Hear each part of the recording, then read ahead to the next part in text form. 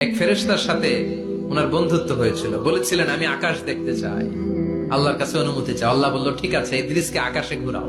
প্রথম আকাশে ঘুরলেন, দ্বিতীয় আকাশে ঘুরলেন, তৃতীয় আকাশে ঘুরলেন, চতুর্থ আকাশে ঘুরলেন। ইন দ্য মিন টাইম চতুর্থ আসমানে মালাকুল মাউত পৃথিবীর দিকে নেমে আসছিল।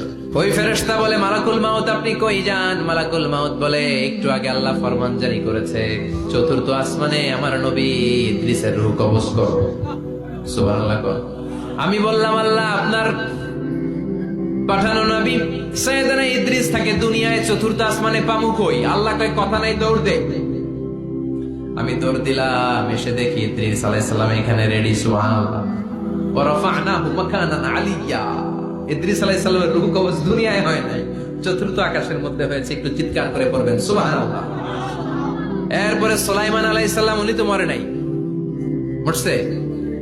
উনি জিন চালাইতো, উনিও মরবে। শক্তিশালী একজন নবী ছিল। উনি মালাকুল মাউতকে বলেছিলেন, মালাকুল মাউত আমার মৃত্যুর সুয়াইয়া সামান্য কিছু আগে আমারে বইলো, আমার একটা কাজ আছে। মালাকুল মাউত মৃত্যুর কিছু সময় আগে এসে বলল, সুলাইমান টাইম ইজ আপ, সময় শেষ, অল্প কিছু সময় বাকি, কি করবেন করেন।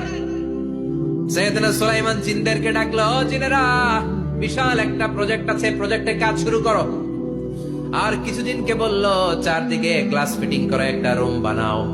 সাইয়েদনা সুলাইমান আলাইহিস সালাম গ্লাস ফিটিং করা রুমের ভেতরে ঢুকলেন। এই রুমে ঢুকার দরজা নাই, হাতে একটা লাঠি নিলেন। কি নিলেন?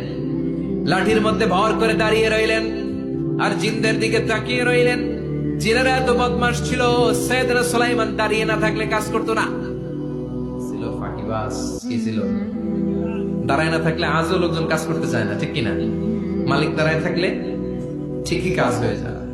সুলাইমান আলাইহিস সালাম লাঠির মধ্যে ভর দিয়ে দাঁড়িয়ে রইলেন আর বললেন, কাজ করো। জিনেরাও কাজ শুরু করলো। ওদিকে মালাকুল মাউত এসে বলে, ও সুলাইমান সময় তো শেষ। সুলাইমান বলে, সমস্যা নাই, রূহ কবজ করে। উনি লাঠির মধ্যে ভর দিয়ে দাঁড়িয়ে রইলেন। গ্লাস ফিটিং করা রুমের ভিতরে কোরআন সাক্ষী। মালাকুল মাউত ওইভাবে লাঠিতে ভর দেওয়া অবস্থায়, দাঁড়ানো অবস্থায় সাইয়েদনা সুলাইমান আলাইহিস সালামের রূহ কবজ করে নিলেন। উনি এমন ভাবে দাঁড়িয়েছেন, রূহ চলে গেল, লাশ হয়ে দাঁড়িয়ে রইলেন। লাঠির মধ্যে দাঁড়িয়ে আছেন, জমিনের মধ্যে লুটিয়ে পড়ে নাই। সুবহানাল্লাহ। জিনগুলো দূর থেকে ভাবলো, বস তো দাঁড়ায় আছে। কে দাঁড়ায় আছে? জিনেরা মনে করছে বস দাঁড়ায় আছে, কাজ করতে হবে। করতে করতে পুরা প্রজেক্টের কাজ শেষ। ইন দ্য মিন টাইম ঝিঝি পোকা, উই পোকা, যেই পোকা কাঠ খেয়ে ফেলে, এই কাঠ খাওয়ার পোকা সুলাইমান আলাইহিস সালাম লাঠির ভেতরে ঢুকে লাঠিও খেয়ে ফেলেছে। সাইয়েদনা সুলাইমান আলাইহিস সালাম ধপাস করে জমিনে পড়েছে। আর জিনেরা কয়, হায় হায়, খালি খালি কাম করছে এতদিন। সুবহানাল্লাহ কইবেন না? সুলাইমান আলাইহিস সালাম বাঁচতে পারেন, চলে গেলেন। মুসা আলাইহিস সালাম মরছে। উনি মরবে কেন? উনি তো খালি মারে। মরছে এক থাপ্পড়ে ফেরাউনের বাবুর্চি নাই।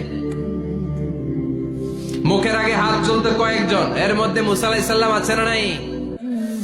মালাকুল মাউত মানুষের আকৃতিতে অনুমতি না নিয়ে ঘরের ভেতরে ঢুকে গেল।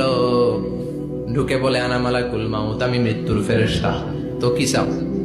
জিতু আন আকবাদা রূহাক, আপনার রূহ কবজ করতে আসছি।